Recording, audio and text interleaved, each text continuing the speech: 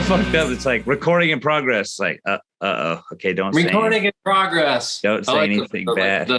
It's a nice. She sounds nice. Yeah, I know. It's gently easing us into it, I guess. Right. Recording in progress. Recording in progress. Yeah, it's they should make that more silent so I could just kind of press that and just let like Mark Maron style where it's just start recording. Wait, you had some nightmares last night? I don't know, man. But I had a nightmare. My friend died, and he's already been dead for years. Whoa! But it was like it was new. Whoa! So a couple other friends died in my dream last night.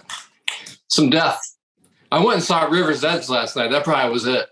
You think so? I see River's Edge all the time, though. But it was more. It was on the big screen for once. Yeah, it's not. I usually have death on my mind, I guess, but this time it was. I don't know. It was just I had some dreams. I haven't been remembering my dreams lately. I've been like having that.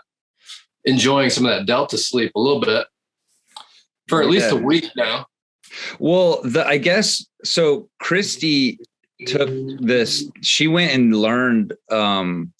She kind of trained with Clarissa Pinkola Estes, who wrote that book, Women Who Run with the Wolves. And she learned a lot about dreams, and that essentially dreams are like the people in your dreams are somehow kind of reflections of yourself in some way or something. Yeah. But also my niece told me that the reason why everybody in our dream is somebody we've seen before or know is because our brains can't make up new people when we're sleeping. Isn't that crazy? That's bullshit. But I do like the idea of just AI, like, how AI algorithms create just nonsensical shit we're just like, this is terrible. It's like our brains create AI. That's the only thing I like about AI. I know. I don't want it to get real. I want it to maintain nightmare ability. Yeah, I had like kind of a weird nightmare the other night where I was having a party and there was all these people there, and I was bringing drinks out to people and stuff and kind of like supporting the party. And then I looked at my house and it was just garbage everywhere, piles of books, unkempt stuff. And I started to freak out and I was like, oh no. I'm a hoarder. Yeah. And then I told everybody, like, leave the party. Like, everybody has to go. I have to clean this place up. And then like I kept cleaning up more and more piles of things, but then I would find people there sleeping and I was like, hey, you got to go. You got to get out of here. And then I was like cleaning piles.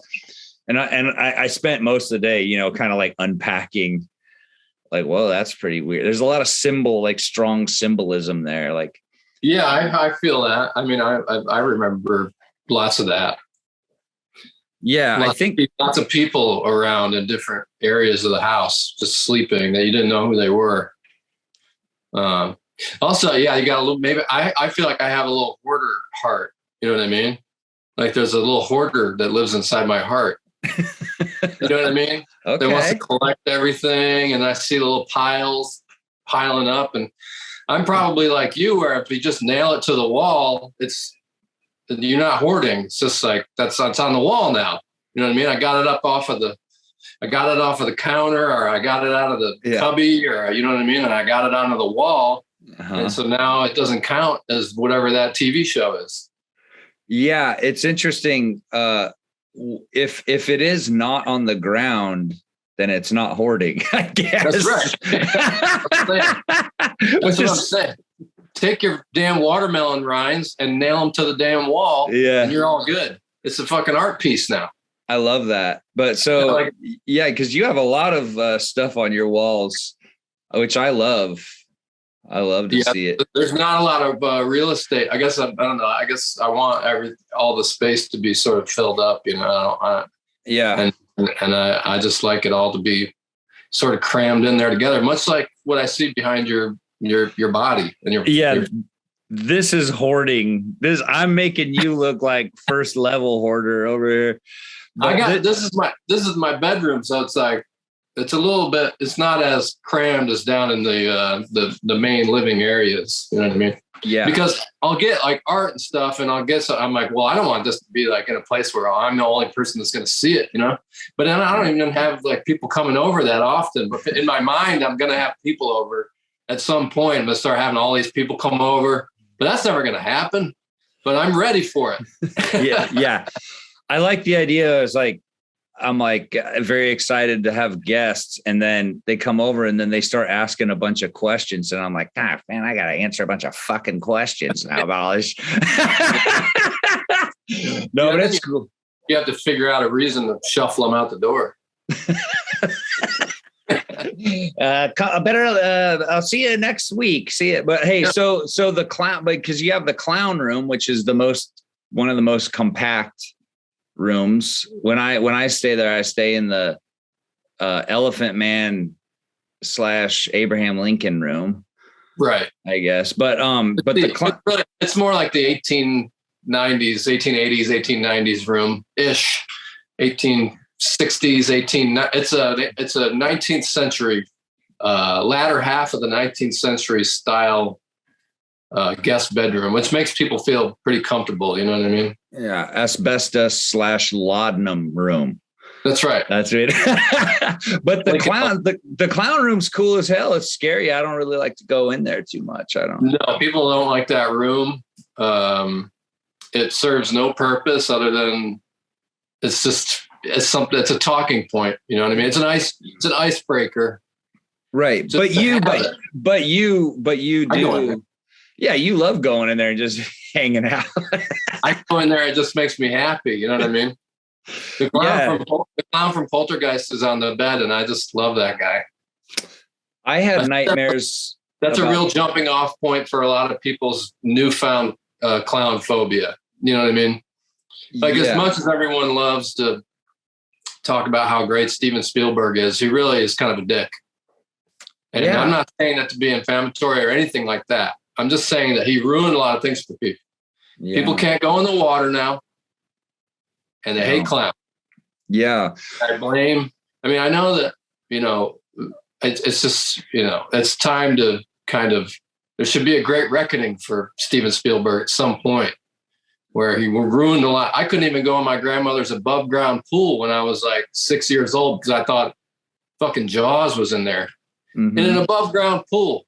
It's ridiculous. Yeah, I know. I actually had that fear about sharks and or piranhas after I saw the Piranha movie too. Did Steven Spielberg direct Piranha? Yeah, he did. No, but okay. So wait, let me ask you then. You're saying that clowns were depicted in a cruel fashion before they kind of had this collective fear-based effect on children. You think that before movies where clowns were kind of like villains, that kids were happy about clowns?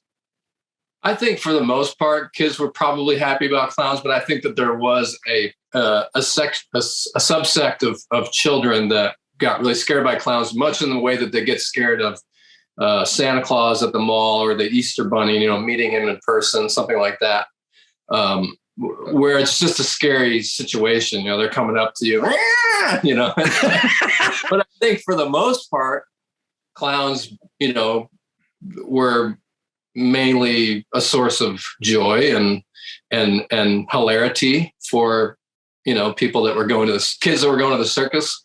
They liked the clowns. The clowns were for the kids, you know what I mean? It was exciting and funny, and that's all it was. It wasn't like this terrifying. I don't know if John Wayne Gacy really had anything to do with it. Maybe a little bit played into it a little bit, but as far as like using clowns to terrify people, I think it's a relatively new thing as far as like when you look at how long clowns have been around, you know? Okay, this is because I think that the reason that people are afraid of clowns, besides it kind of having become sort of fashionable to be afraid of clowns. That's what I always say. It's the only phobia that's like trendy. You know what I mean? Like you don't see, I can't sleep, clowns will eat me t-shirts and things like that. Like people are like, do not show me a clown. I am deathly afraid of clowns. People are like, they're ready to proclaim that like immediately. Just on meeting me and knowing that I like clowns, they want to announce to me that they don't have any room in their life for me to be showing them any kind of damn clowns. Get things away from me, you know what I mean? And it's a new thing. There's t-shirt. There's no t-shirts out for if you're afraid of heights. You know what I mean? You're not walking around exclaiming to the world that you can't get up on a 40-foot ladder. You know what I mean?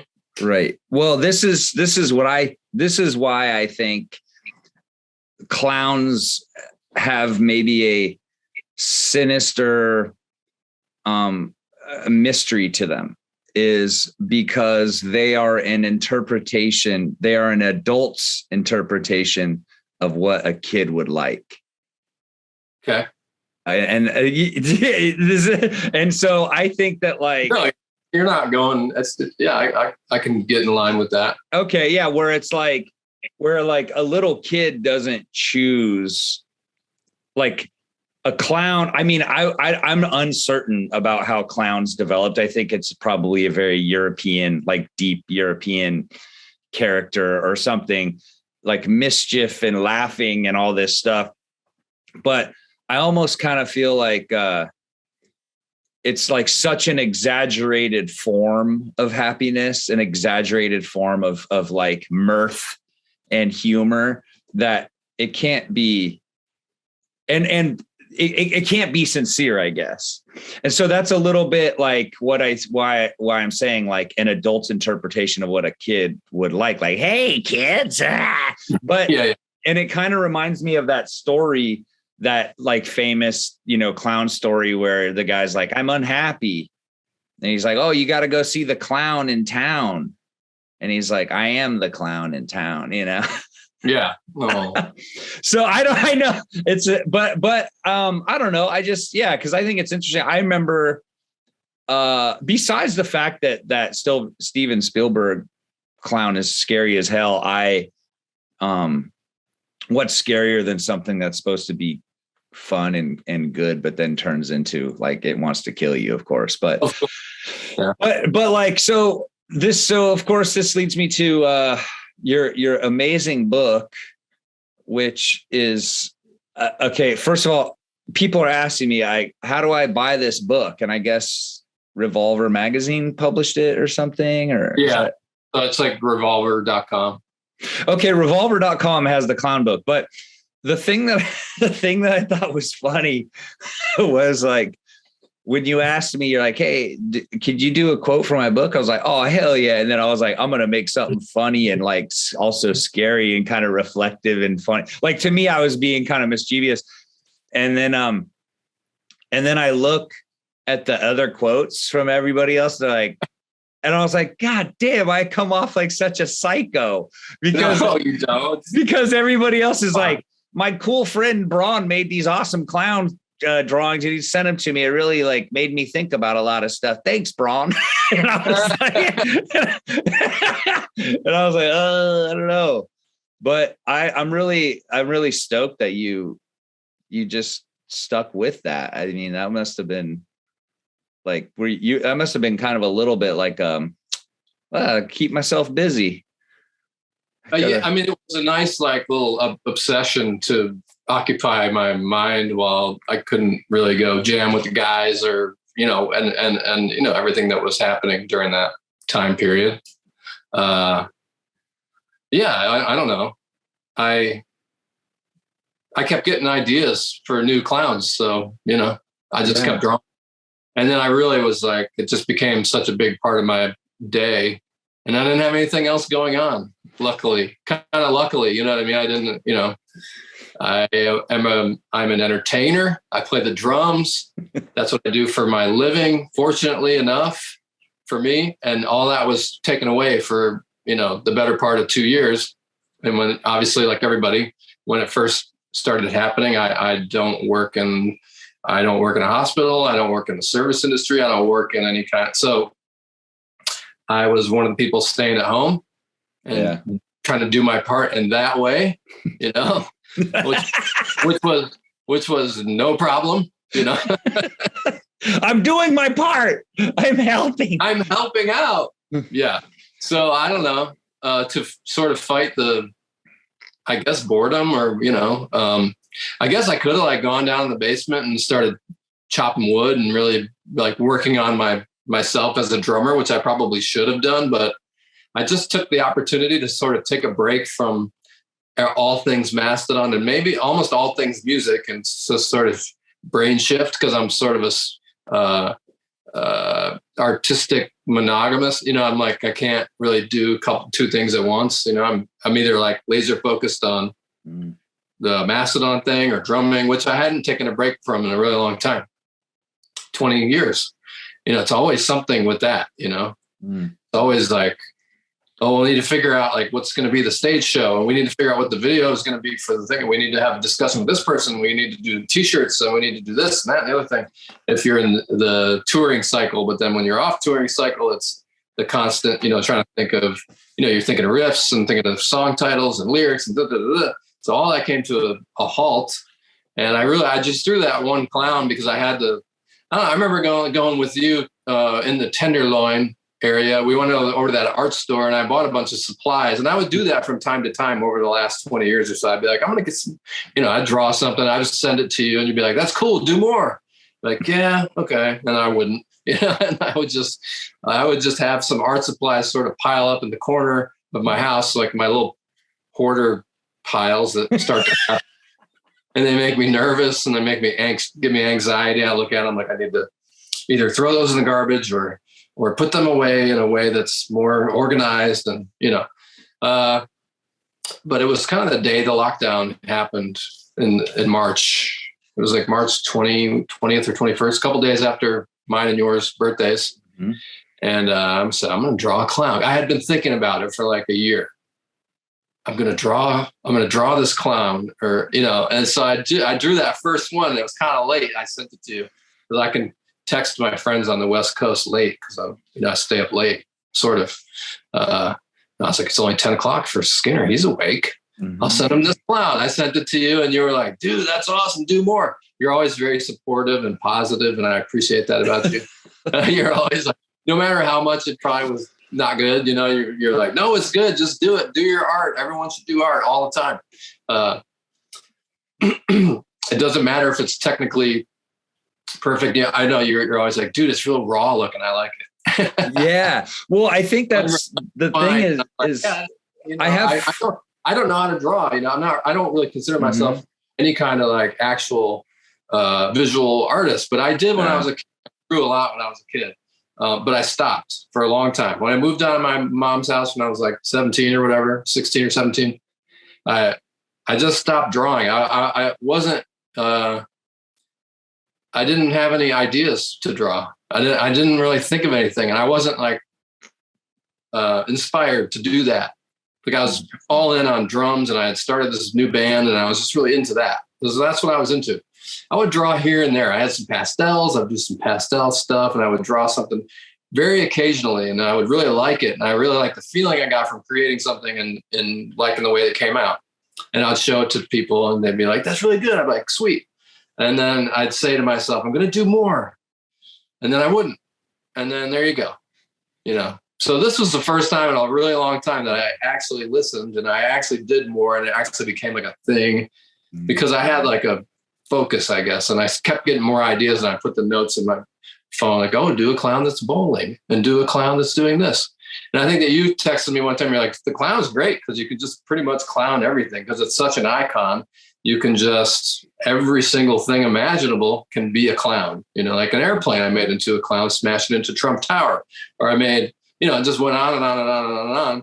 And so there was the ability to have 101 of something, instead of being like, I'm going to Bruce Springsteen everything. I'm going to make everything into Bruce Springsteen somehow. You'd have like 5 or 6 days of that, and then it would peter out. You know what I mean? But with a clown, I could really, honestly, still be going to this day. But I had to fucking put it to bed at some point, you know? Yeah. Well, like a clown, I mean, it kind of immediately can bring random themes, or, you know, somebody's, I mean, it really can immediately trigger, you know, people's opinions, or like they can assign a meaning to it, where you're just like, oh no, it's just a clown holding a puppy. Yeah. Or whatever. And then people are like, oh no, like, you know what I mean? It's like, I don't know. It's really interesting because it can kind of, it could shatter into 1,000 pieces really for different people. Like somebody's going to take it one way, somebody's going to take it another way, whatever people's assignment, however people feel about clowns, or like, what does that mean? Are clowns good? Are they bad? What, you know? Right. Yeah. They're gonna kind of dig into it a little bit, where there was really no digging to it. Like I did that one where he was like sitting Indian style and had the balloon that said, I miss you on it. And I drew him real small in the middle of the page. I don't know. People were worried about me. You know, there was a few that I did where people had to, like, you know, do like a mental health check on me and physically call me and say, are you good? You know? Wow. Like, one of the reasons why I drew that is because maybe I wasn't good and now I am. You know, right? No, I'm better. I'm good, but I'm getting there. And this is me sort of figuring some stuff out as well, because I was also going through just a hard personal time on top of everything that was happening with the world, which made my personal problems seem you know, trivial and kind of small. But in the same respect, they were happening to me, and I was going through it, and it was difficult. And so the clowns did help.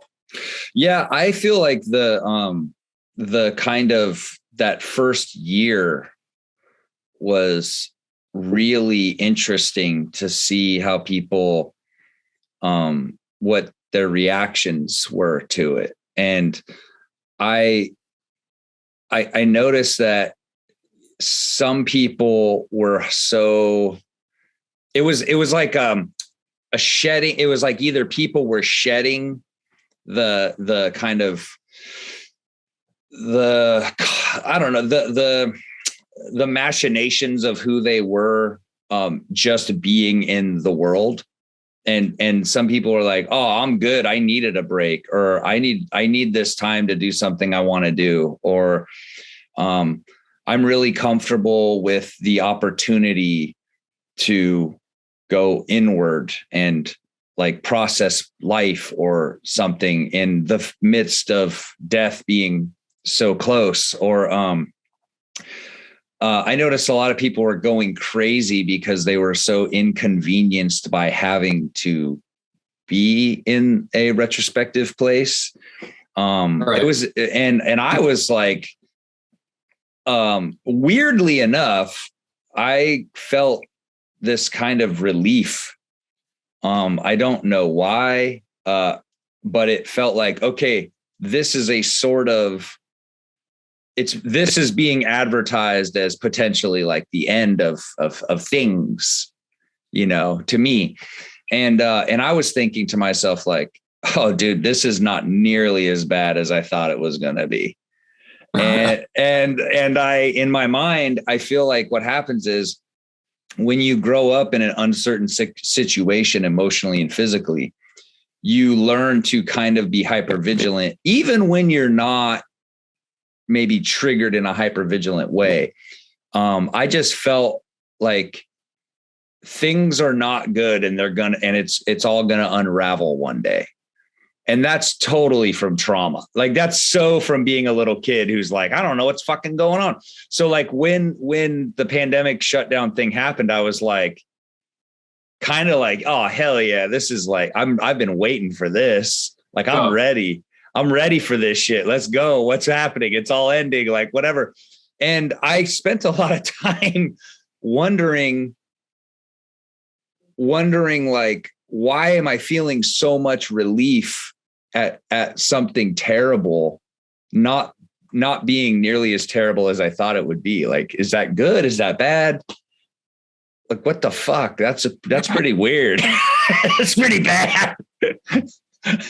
Yeah. So I don't know, but like, over time I realized like, oh yeah, you got to process stuff. I got on like Prozac, which really helped me. I really got deep into therapy to understand stuff. And now it's like, I feel like, it was actually like this really beautiful opportunity to connect with myself in a different way. And I wonder if you doing these clowns, like, was this a kind of, like a way of sort of processing things? Because I notice that when I'm doing art, it's like either my mind is totally empty and I'm in the flow state and I'm in this happy place, or I'm just thinking about shit like crazy and I'm allowing my feelings, I'm allowing to feel pain, I'm allowing to feel all this stuff. Like, do you feel like there's a difference between the kind of existence and processing with art than versus music? I think that I don't know, because I guess my visual art experience is pretty limited. But I will say that it felt like it was more for me than anyone else. Then when I make stuff with Mastodon, or I feel like it's for many other people, not just myself, and you're also co-collaborating with other people, but I always am just trying to be, I'm thinking about what other people would like, not necessarily fans, but the other guys in my band, or so it's a different spot, like, and I feel like I really enjoyed just making stuff for myself and sort of challenging myself to see where in the past a self-defeatist Brann would get an idea to draw something and immediately shoot it down saying, you can't do that. You won't be able to technically draw that thing or do that because you're not talented enough, or you don't know how to do that. So don't even try it, And then I would not. And then I would avoid any kind of feelings of, failure, and then trying to put it out and showing it to people and inviting unwanted criticism. Where when I was drawing these clowns, I'd be like, oh, I don't know how to draw like a door cracked open a little bit. That's going to be hard because there's all these angles and stuff that you have to study, and it's how do I make it look like a wood floor, and like trying to figure out stuff like that was cool, because I really had this kind of shed the idea that I cared what anyone thought at all, and it helped me to do that, and I think it helped me in the long run with Mastodon too, or with my drumming or my playing. Not to say that I don't care what people think, because I care too much what people think, and I get my feelings hurt, by saying something really mean about something that I care about, that I really care about. But with the drawing of the clowns, I was basically like, I don't do this, so I don't care what. If someone has something negative to say about the way that it's drawn, which would keep me from doing something like that in the past, is all I'm saying. When I would draw it, I'd be like, oh, that came out okay, and it's passable, or it gets the point across, and you can print it. I think you can look at it and tell what it is, and it gets the emotion of what I had in my mind. The emotion of the piece is if it's not technically drawn perfect, it's okay. It doesn't have to be. And so I was able to let go of a lot of those sort of anxious feelings about creating something and then showing it to someone. I just felt like it was helped me to sort of meditate in drawing the technical aspects of drawing. When I was working with rulers and I had, Amazon coming every few days with new drawing tools, so trying to up my game as far as my, I was like, well, I need this to do this. And I had all these ideas, so during those a ruler. Yeah, ruler. I got a ruler. So to draw the door, dude, I needed a ruler. And then I got that book that you told me to get. You were like, "Oh, dude, get this book." Remember I drew that card? I still have to send you that piece too. Which one is it? It was the Marvel. I think it was the Marvel How to Draw Comics the Marvel way. Yeah. I told you to get that. Oh my God. You're like, this will change your life. Oh, really? Dude, I must have been very drunk. That's through the airplane, the Trump Tower airplane. Is from that. Like, I was like, oh, airplane, cool. I was like, oh, I'll turn that into a clown. I just put a nose in it, which is a lot of clown, like drawing stuff and just put a clown face on it. It's just super lazy. Dude, but you know what? That's okay, because I met my hero, one of my art heroes, Sam Keith, who is just a wild, the guy that did the Max. I don't know if you remember. Yeah, anyway, I met him and I was like, oh, I really like this page layout that you did. It's so interesting and creative. I mean, I was like 15 when I said this to him. Right. And he goes, oh yeah, I just drew the same thing over and over again because I'm lazy. and you just like realize like, okay, yeah. And there is a little bit like, I know when I'm being lazy, but nobody else does. I just have to like make sure it looks okay. Now, yeah. Okay. Now this voice in your head, that's sort of critical that I think a lot of people have, where it's like, if it doesn't look good, don't do it at all. And so I remember, I think it was Ira Glass or somebody said this really interesting quote that had me thinking, which is, when it comes to drawing and doing art, you start out at like 0 skill level or just a little bit of skill, but your taste in art and what you like and what you would like to see is very high. Right. Yeah. So you start out in this like really difficult place where your taste is very much out of alignment with your skill. And so you have to practice and practice and practice to get your skill level up to where your taste is.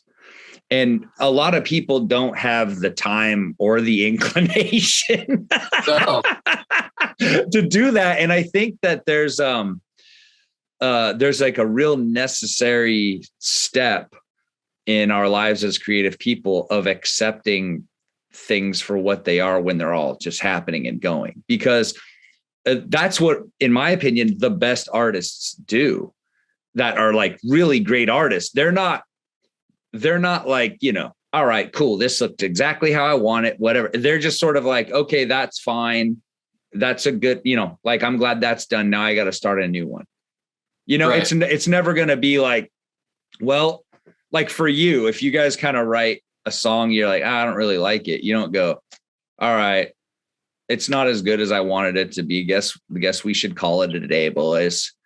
It's like, so you just got to keep going. And I think that's cool that you did follow through on this stuff for yourself, but that you also shared it with people. Yeah, I started sharing it with more and more people. It's like, it was like a snowball. And I kept folding more people into the Daily Clown text. And I sent them out individually, because I didn't have social media, and I was like, I'm going to send it each individual person separately, making them feel special and alive. Yeah. But, so wait, when we were hanging out, what show was that when I was like, all right, let's go get you some art supplies. And then we went back, we were like backstage, and I'm like, all right, now use your art supplies. I was like, use your watercolors. You were sitting there like, yeah, you drew like a temple or something, and you were like, see, and then you can do that. And I was like, oh yeah, cool.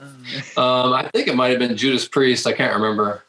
I remember we drank so many beers that night and later on into the night. I think we went around the corner to the fancy beer place.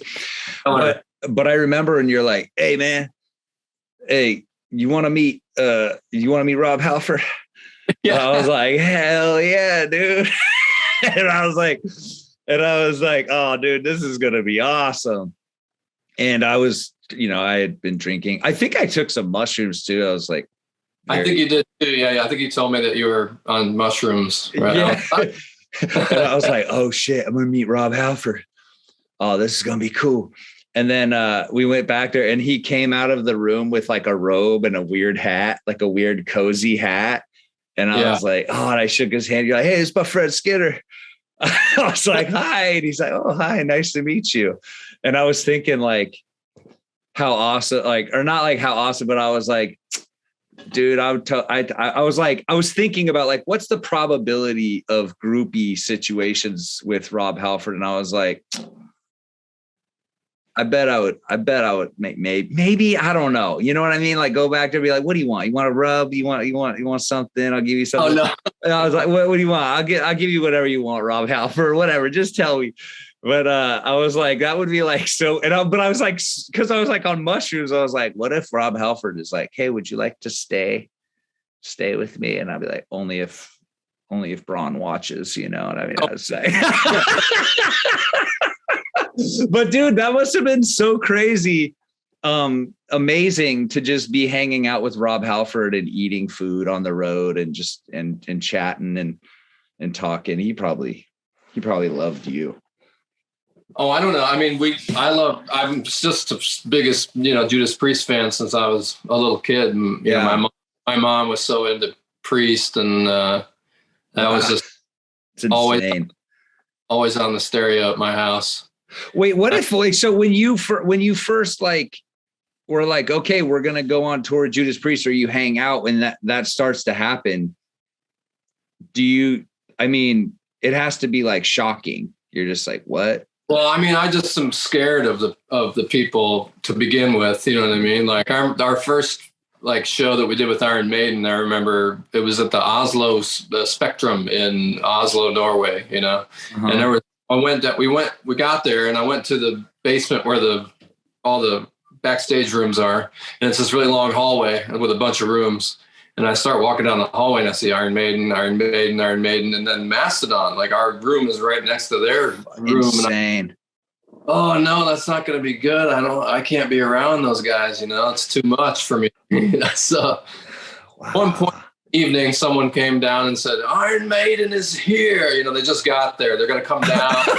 Yeah. So I was like, I have to go. I have to get out. So I was trying to find a place to go hide or something, So I went up to the stage. I'll just go up to the stage, and then they'll come down, and I don't have to see them. They don't have to see me. They can go into the rooms, and then I can come down, and when they're safely put away, I can go and get into my room and just wait for us when it's time for us to go play, and then scurry past, and I won't have to have any uncomfortable interactions with my heroes, and it'll be all good. And so I go upstairs to the stage, and I can hear, Nico's kit is it's got ramps and things all around it on top of it. So it's got curtains, so you can't see in there. I got to hear somebody playing it. And I was like, that's Nico. I can tell his playing, And he comes out of the thing, and he's like, sees me and comes over and is like, hey mate, I'm Nico. He's the nicest guy in the world. Totally cool. And I was so nervous, but he was such a nice guy. And he was like, let's get beers later. And I was like, what? Okay. So it was very exciting. And, hung out with those guys. And I was a punisher to Dave Murray for, we went to, because we were at some Irish bar, and they wanted to go somewhere else. And Dave Murray and Adrian, I think, they were like, is there another place to go? And I was like, yeah, my friend, owns this bar. I think it was called Neon or something. And so we went over to this bar, and I'm just punishing Dave Murray, and we're sitting at this big round table, and every single person in the bar came over and bought a pint and just put it on the table. There must have been 50, 60 pints of beer sitting on this fucking table. And he was just like, we're never going to be able to drink all this beer. Like, wow. So they were everybody there. It was a tiny little bar, just like a tiny, I don't know.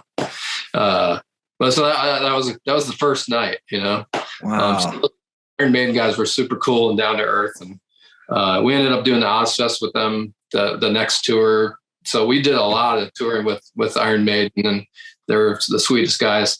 And then, you know, I think that the Judas Priest tour was like one of the last big feathers I wanted, you know, in my, would tell Nick John all the time, I'm like, dude, you got to get us a Priest tour. It's like, you know, so when it happened, I was like beside myself, you know, that it was actually happening, just because I'm such a huge fan for so long. Rob Halford is the man. I think my cover of Screaming for Vengeance just came out today.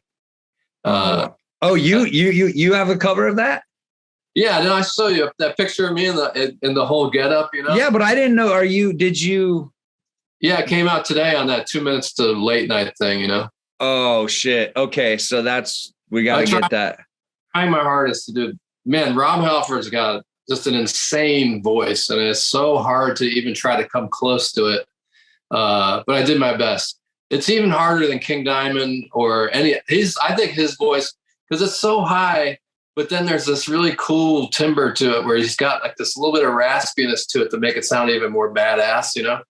And I just can't get it. Like I tried so hard to get it, but it's given me even more respect for how great Rob Halford is and what a treasure his voice is and just how awesome he is. So that's like what's interesting is going back, like being a Judas Priest fan, and you just go through the records, the albums, the early ones.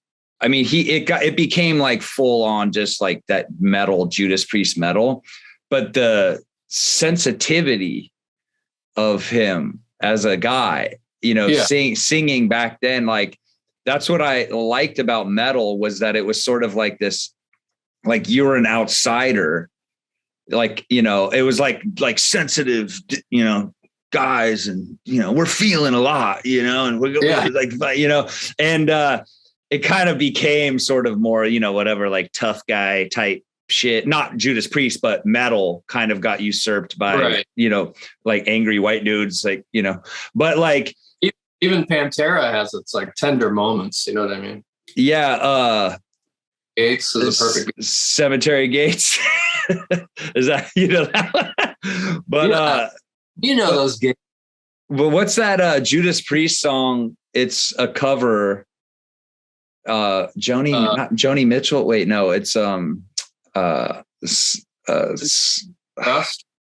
Yes. Rust. Yes, it's incredible. It's so beautiful. That's one of my favorite covers, I think, of all time, especially the live version. It's like amazing. And I think Simon Phillips played the drums on it. So good. But yeah. Pretty incredible. And the Green Alicia with the 2-prong crown. I mean, that's amazing too. They did some really cool covers where you just would never think that, you know, a metal band would ever do those covers, but they were just far, you know, they're heavy metal, you know, they're the start of it. So that's heavy. If you listen to all of the Judas Priest records from the first album, it's heavy metal being invented. You know, it's the evolution of heavy metal all the way through to when they came out with Painkiller. It was just like, what? You know, like they just, you know, went full on thrash, which was, you know, the popular version of heavy metal at the time. And they were like, yeah, we're here too. We can totally hang with Megadeth and Testament and all the best thrash metal bands that are out there. We can also like dominate in that style. We're not just like this 20-something, at that point, probably 20-something-year-old band that is just a bunch of old dudes that can't hang. Like they totally could hang. Like when Painkiller came out, I was like, oh shit. Yeah. I like that song, Judas is Rising. Do you know that song? I don't know I forget what album, but it's like slow and it builds. You're like, holy shit. And I think that the thing is that with Rob Halford's vocals, everything seems more insane, you know, like Painkiller, like that's my painkiller. It's just crazy. Whereas if it's like a dude yelling, you know, or kind of screaming, it just doesn't have, it just doesn't hit that sonic Banshee energy. I know, man. I mean, he's just one of a kind. There's, I don't know. I haven't heard anybody get close to it, really, But that's what a vocalist. And still, when we toured with him, he's an older guy. You wouldn't expect that. I mean, he comes out there and just destroys. It's amazing to see and listen to. Yeah, but you sing the sick high pitch style too. I try. Artists. You got it down, dude. I love the Game of Thrones song that you did. That's really sensitive. That's really sweet. The White Walker song. Yeah, it's I wasn't sure. They wanted us to do a song, and I'm like, oh, what are we gonna do? I don't know. We were having a hard time coming up with something, and I think we were on a flight in Finland. It was real snowy and very wintry, picturesque even. And I just sort of imagined I imagined it as some kind of like folk song or something that the people, the common folk of the realm were like, singing about the White Walkers and singing about the, things that they only had heard about. Maybe this song had been passed down or something. I saw it more of like a campfire song, about the Crows versus the Night's Watch versus the White Walkers, and someone sort of explaining the history through song to their children or something. You know what I mean? I love that. It's like in your Irish blood, man. That's right. I love it. That was how that's how I kind of envisioned that little tune. You got to be on the Game of Thrones show. You were in the big fight. You were in a big fight scene. Yeah, I was. Yeah, I was in there. You can't see me, but I was there. Was that just so fun? Like just being like, oh shit, I'm gonna run. We're gonna run and we're gonna hold a knife. I got manhandled pretty good by this not sweet yet Hungarian guy. Nice guy, but he was giving it to me pretty good there. No. He stabbed me in the stomach, slit my throat. And none of it made it, it's all on the cutting room floor, as they say in the biz. I don't expect you to understand those terms. They were like, this dude was like, ugh, ugh. I had to go, ugh, and fall down. And he did that, like, I don't know, he did like 15 takes of it. Dude, it doesn't sound as glamorous as. It's a long day. It is, huh? And the writer guy, Dan B. Weiss, he was like, man, are you guys sure you want to do this? Like, it's going to be 15 hours. You're going to be in the mud. This is a long shoot. And we were like, of course we want to do that. I mean, I don't give a shit. It was amazing. We were hanging out with White Walkers, like the actual guys. I was in this tent. It was like freezing cold out. I think I told you this, but it was in this tent. We're trying to keep warm in there in between shoots. And, I'm in there with this White Walker, and it's like the scariest looking dude ever. You know what I mean? And you're like hanging. I'm like, no, I don't want to talk to this guy because it just looks too scary. I don't want to say anything weird. And then next thing you know, but they had the contact lenses and stuff. Yeah, they came in. Yeah, they looked so scared. They spend hours and hours and hours in the makeup tent getting all their shit put on because it looks real. Like, it doesn't look like there's not a lot of CGI except for the eyes, I think. And like when you are up close to them, you can't see, where the makeup ends and the White Walker begins, so it's like, it looks like a real White Walker. So, damn, real scary. And the guy's someone gives him a cup of hot chocolate, and he can't drink it because he needs a straw, and he's like kind of complaining to the one. And he's got this sweet little English voice, and he's like, can you please get me a straw for me? Hot chocolate. I'd like to drink it, I've got all this on and I can't, he's having a hard time. So I thought the scariest looking dude, just like having this sweet little mini meltdown about no straw with the hot chocolate. He can't drink it. That was good. It's almost a Spinal Tap moment a little bit. Oh yeah. Spinal Tap will show up in every facet of your life if you let it. What's the most Spinal Tap moment that you could remember? That there's so many times where we get lost trying to find the stage, and you're like, and every band has gone through it a multitude of times, not just one time. And every band will yell out "Hello, Cleveland!" Like they just, yeah.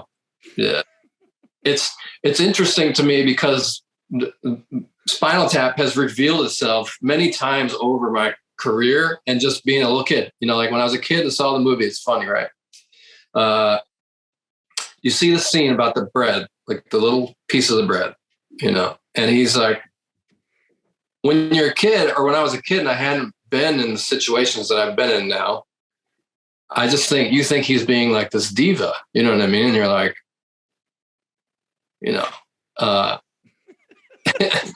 but then you go on tour for the better part of 25 years, and you realize that almost every single backstage that you show up at is, a variety of groceries, and there's always going to be something that's like missing, and the main thing you're missing is your house and where all your stuff, where you grocery shop for yourself and you have the things that you need to make a sandwich. But there's always going to be something integral to a sandwich, that you want to make a sandwich. You're hungry. You want to make a sandwich. There's no knives to spread the mustard. There's no mustard. There's no mustard or mayonnaise. There's just wheat bread with meat, and that's it. There's no cheese. There's no this. There's always going to be something missing, and it always makes you think of Spinal Tap and the scene with the bread. Or there's fucking little bread like that. You want to make a regular sandwich, and you can't because you have to fold the meat. And like the mustard it's not mustard. It's just the water part. It's only mustard water. What's this? Well, it is funny because you're like, oh yeah, you seem like a diva until you realize that the level of control that you have over anything in your life is so like whittled down to just, I want to make a sandwich that I like. And they're like, okay, we're going to give you everything except the one thing that would make this good for you. So enjoy, deal with, it's like the gulag. They're like, here's your sandwich. It's just bologna. And if you say anything about it, that's on you. You're a bad person. Yeah, dude. But so I try to, you try to like, but it's funny that Spinal Tap has made me think about complaining about anything. You know what I mean? I'll be like, I'm not saying anything. I'm just gonna, and I've had some wish sandwiches. I wish that there was this and on this sandwich, or I wish there was that. And well, it's like I remember when I was me and Christy, we backpacked from Ireland to Romania in 2008, and the food situation was so gnarly by the time we got to Romania and Bucharest or whatever, and it was just so alien and not good to us, and we're just like, I'm sorry, I only have organic Thai food that's delicious and farmed that day. I live in California, and that by the time it's like, it's really wonderful. You're experiencing stuff, you're doing all these things, but that kind of creature comfort where you're just like, I just want to eat a healthy thing that I can order and know what it's going to be. I don't want a pizza that has ketchup instead of marinara sauce.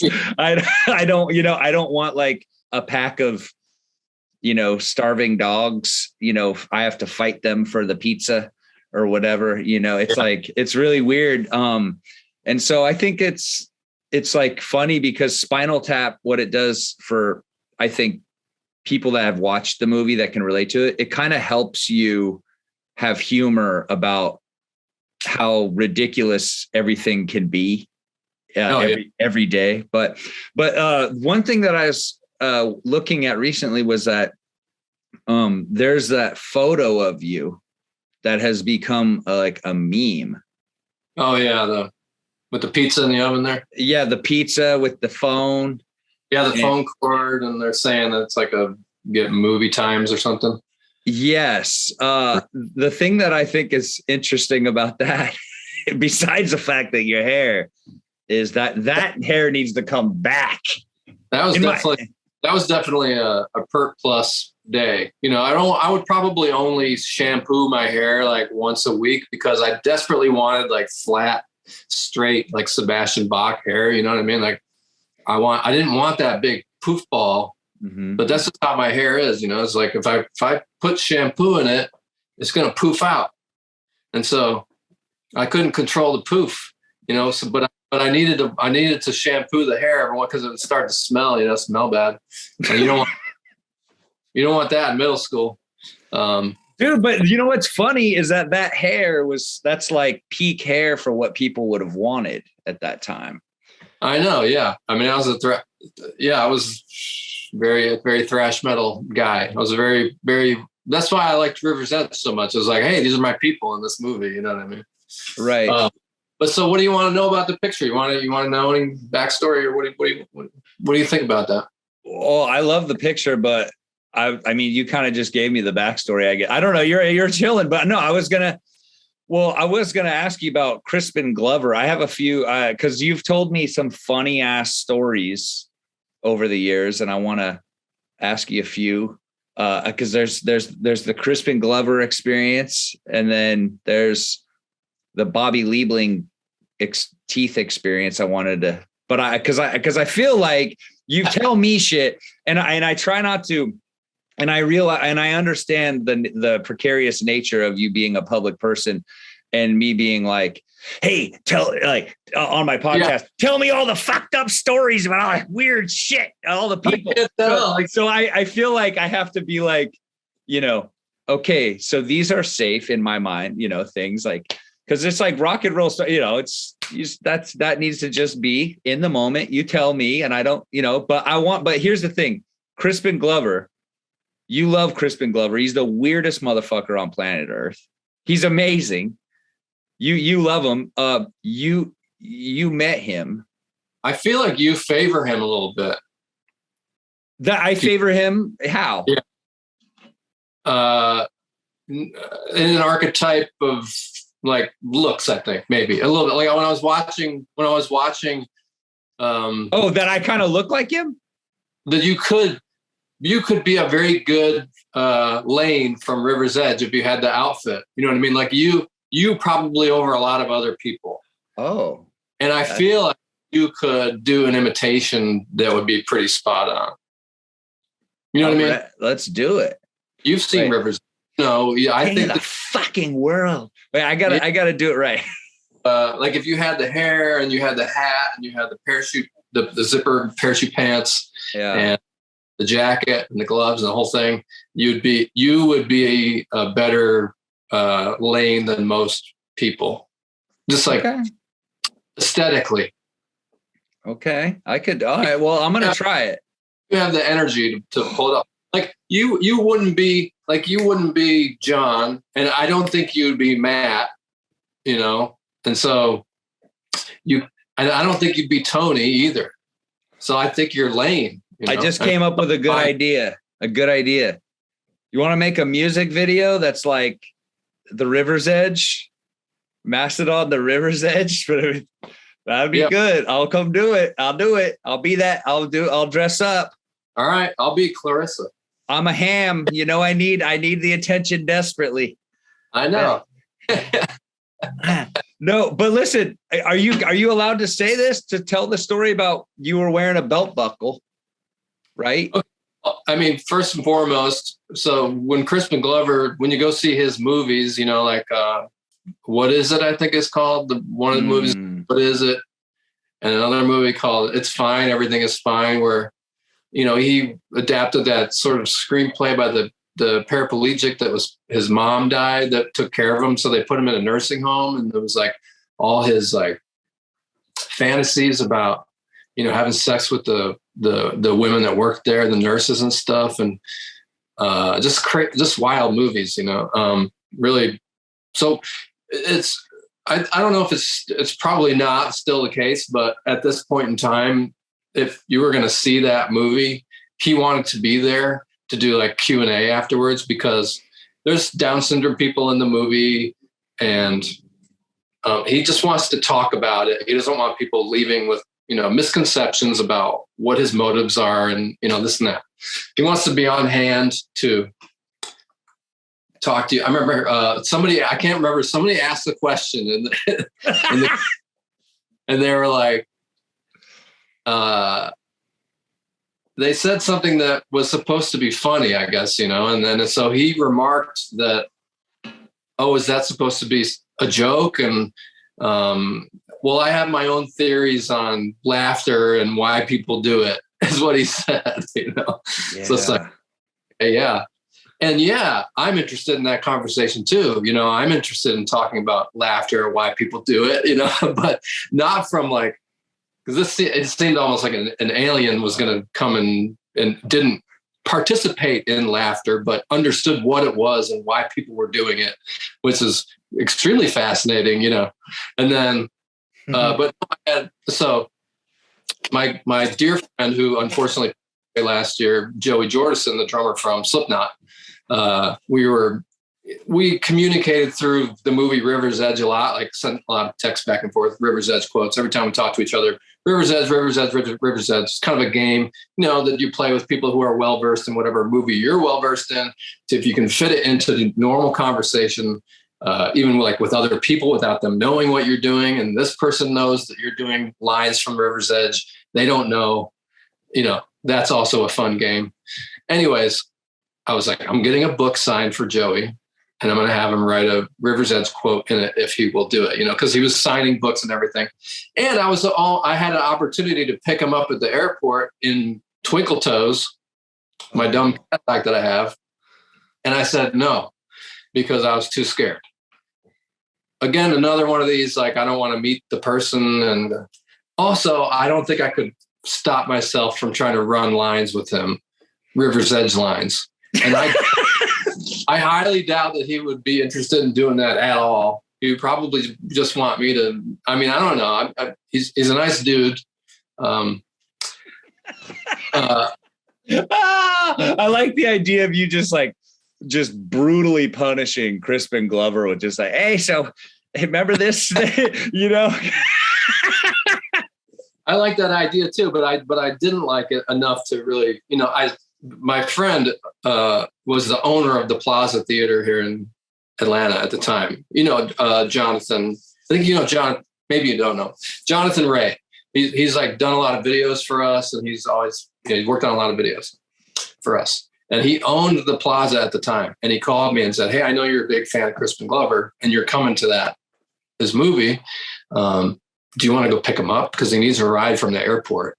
And it'd be cool if you went and picked him up in the Cadillac and drove him here. And I was like, okay, maybe, let me call you back. And I sat and thought about it, and I decided not to do it, it just gave me maybe too anxious. And I was like, I think I'll pass on that. And I kind of kick myself now for not doing that, because why would you not do that?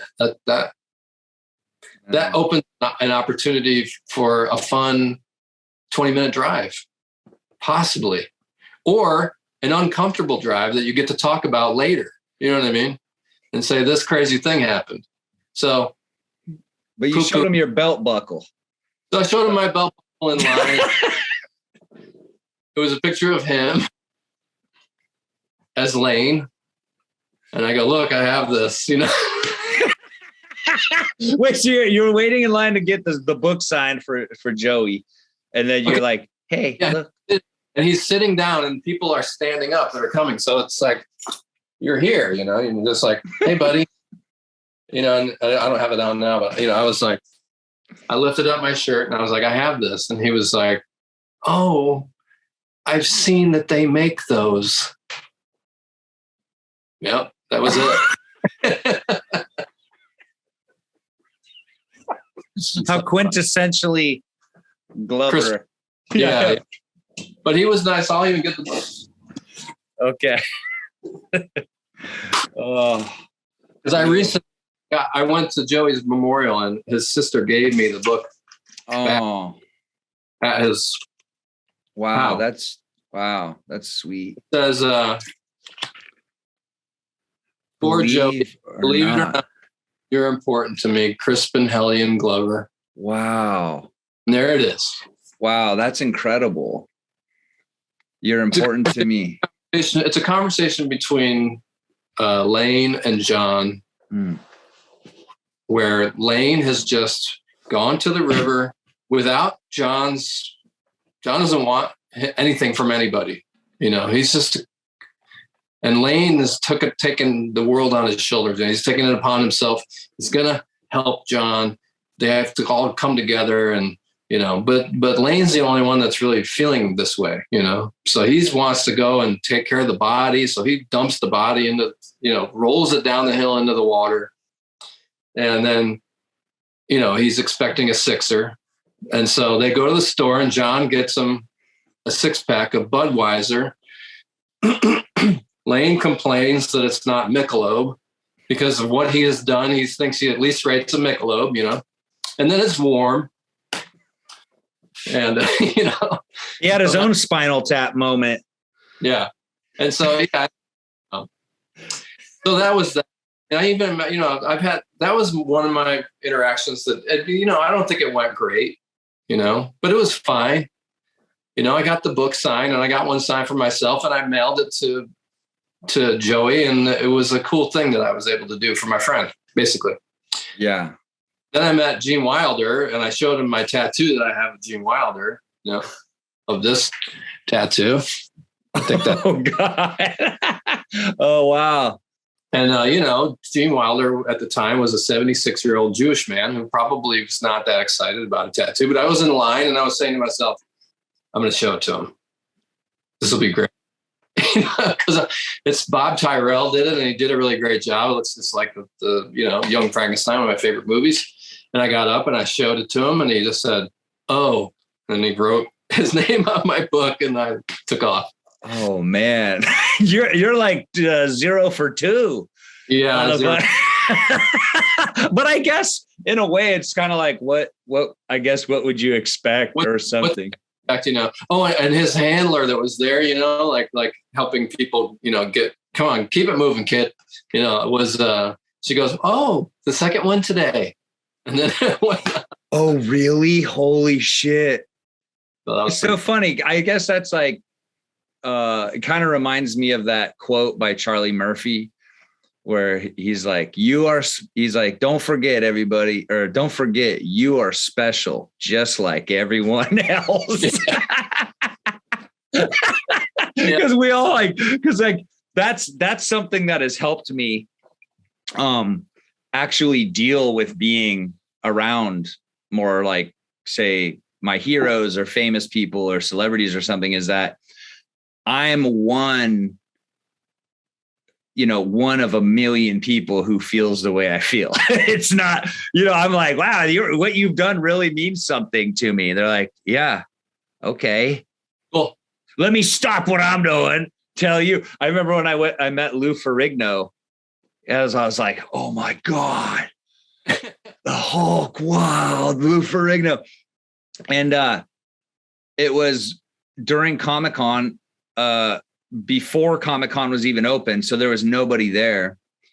And it was him hanging out. His book had just come out, My Life as the Incredible Hulk. And I went up, I was like, oh my God, Lou Ferrigno. Well, you changed my life, man. The Hulk. I love the Hulk. Like, what? He's all, oh, thanks. He's all, you going to buy a book?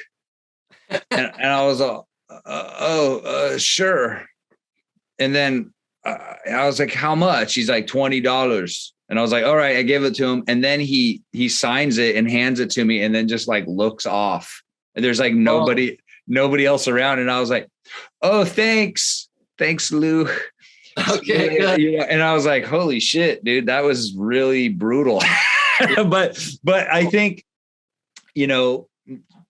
having a healthy, it kind of helped me. Like I grew up really a giant fan of different things. And then I go, and I'm like, oh, and I'd meet somebody, I'd be like, hey, how's it going? How's it going? I mean, immediately forget myself, like at all. Like I'm just a kind of a nerdy fan. And it really helps now, because then you could just sort of accept things. Like I don't even really try to meet anybody anymore. I just go, oh, there they are. Huh? Like I love them and they're great. And I'm just here as a fan, but I'm not going to go up and be like, could you tell me I'm special somehow? Yeah, I definitely live and let live, and if something organically happens, and I end up befriending somebody who's, I'm not pushing I'm not pushing it. I'm not going up to people and hey, Well, I remember. Go ahead. I also don't mind when it happens to me, just from a personal, just me. If I'm somewhere and someone comes up and they know who I am for some reason and want a picture or something, I don't mind at all. And I'll sit there and talk to them or whatever has to happen, because I really do appreciate them. And I really do love all, our fans and stuff. And I know that I would not be, able to live the life that I have lived if it weren't for them, sort of, ponying up. Yeah, that's how I feel too, where I just feel like the more I could just sort of be grateful for my life, even in small moments where I wake up and I go, I don't have to dig ditches at 7 a.m. And I'm just like, God damn, I'm stoked, man. My life is awesome. I can get up and draw a little demon today. There you go. And then I see, people are like, hey, I love your art. I'm like, hey, thanks. Thank you, friend.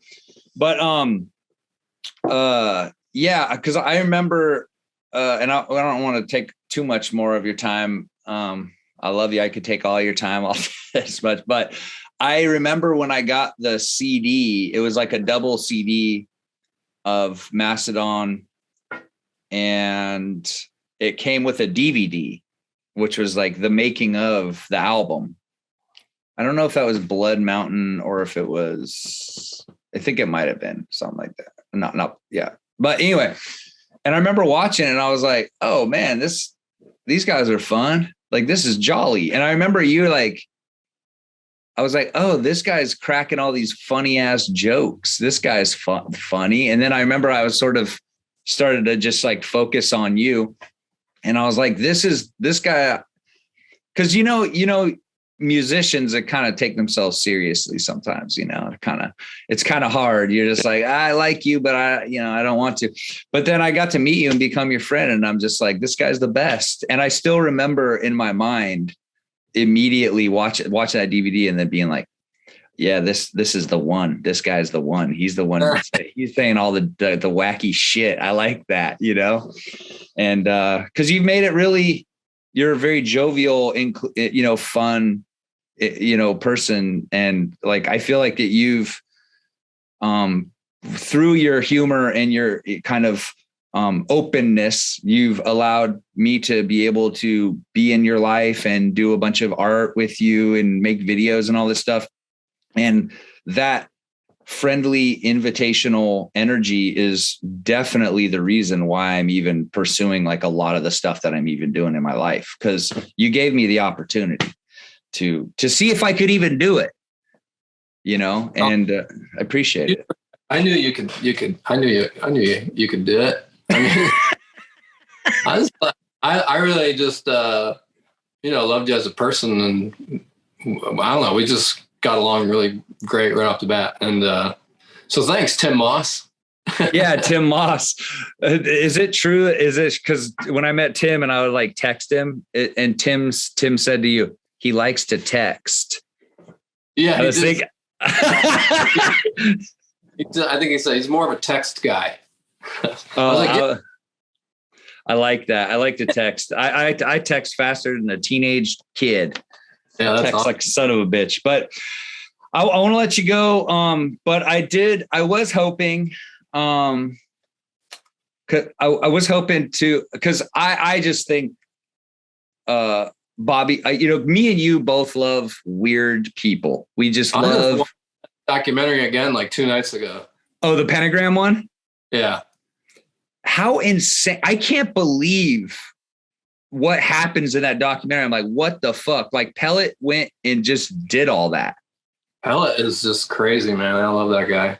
I do too. I've been friends with Pellet for over 20 years. And, since we signed with Relapse in 2001 or something, and that's when I met Pellet, I had no idea that he was doing all that the whole time, basically, the whole time. I'm like, this is your life the whole time. And then when I would see him, he wouldn't say anything about it. He just like, hey, how's it going? Because we played Philly all the time, and all those guys just come out, and we could be there for days and hanging out with Pellet and Matt Jacobson and Carl Schultz and all those Relapse heads back in the day, Gordon. And he never said a word about that he was the manager. I don't know. It was pretty crazy. Where you're just like, this dude is going to die in 5 minutes. You know what I mean? Mm-hmm. And all of a sudden he's on stage. Like, what happened? He's got a girlfriend. He's getting married. I mean, he was like, real. I mean, this guy should be dead. This is what I know about the situation that happened for Hellfest, where it was basically kind of altercation on a flight. It was headed there. The flight had to be turned around. This could be this is hearsay, I think. It's all hearsay, but the idea is that Bobby was on the plane, right? Bobby was on the plane. There was an altercation. It got turned around. Then they went back to France, and just somebody, his teeth were on the flight, and then the teeth were in the production office on the guy for Hellfest. The teeth were there and ready to be mailed back to Philly or wherever Bobby was at. So Bobby was back in Philly, and his teeth were on the desk of the production office at Hellfest in France. So you came in and you saw the teeth on the desk, right? Yeah. Is that what happened? And you're like, hey, what's this? They're like, Bobby Liebling's teeth. Well, they were in there. We were told they were in there, that wasn't going to play or something, but the teeth were there. Now, oh my God, dude, I die laughing every time. Like, I just think about that in my mind, like his teeth, he's like he's in the altercation, the teeth come out. He's like, fuck you, gurning all the way. And then they have the teeth. They're like, okay, we need to give these. And like whoever maybe the stewardess or the steward, they like have to pick up the teeth and like hold them and give them to somebody. Well, yeah, you go through the whole scenario in your mind of how it went, but I have no idea. Who knows what happened there? I'm sure, obviously he wasn't alone on the flight. Somebody was with him, wild stuff. All right. Well, I really appreciate you indulging me in that, because I feel like that's all rock and roll lore that, it's just hearsay, but it's believable enough. It's believable enough. It's a fun little pentagram nugget. God, I love that. There would be more stuff, but yeah. Well, we have what we have, and it's great. Yeah, we do. It is like kind of funny, because I remember when somebody was like, "Hey, man, you got to get into Pentagram," and I listened to the album, and I was like, "Oh, this is pretty cool. This guy seems kind of interesting." He's like I was like, "Oh, by the lyrics," I was like a little self-absorbed. And then there's the song where he's like, "I want a woman who can cook, clean, and screw." Oh God. Remember that? And I was like, whoa. Wow. Okay. I want a woman who can cook, clean, and screw. But and I was thinking like, oh man, I don't know if I like this guy anymore. But don't you? Do I what? You want the same thing. Well, I'll cook, I'll clean, and I'll do. Yeah, I guess I'll do the screwing. Listen, in this household, there's I'll clean, you cook, I'll screw, we'll screw. Listen, we'll both clean, we'll both cook, we'll both screw. Equal. equal screwing. Yeah, he could change the lyrics to like, I want a relationship where we can cook, clean, and screw. How about that? Yeah. Anyway. Well, hey, I'm gonna go.